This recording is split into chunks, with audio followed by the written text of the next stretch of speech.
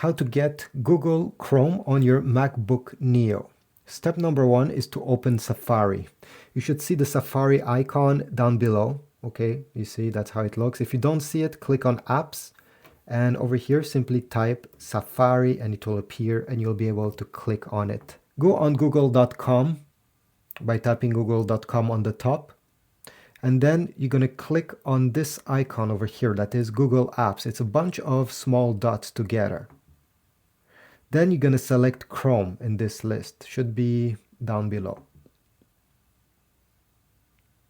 Then you have to click on the Download Chrome button.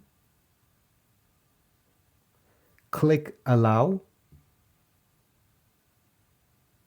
If you go with your mouse right over here where you see the download and it says show download and you click on it, you can see the progress.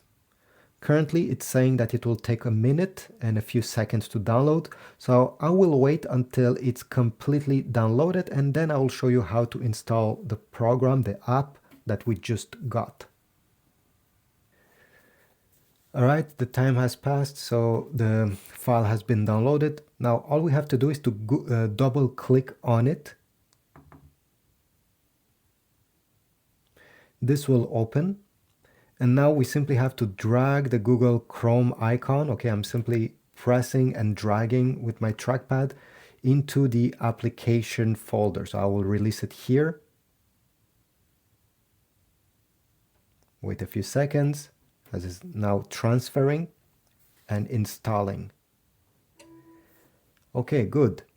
At this point, Google Chrome is in our apps. So if I close everything, sorry. Let me close it. Okay, and I want to start Google Chrome. Well, since it's installed, I'll go in Apps. I'll type Chrome, and here we go. Google Chrome is here.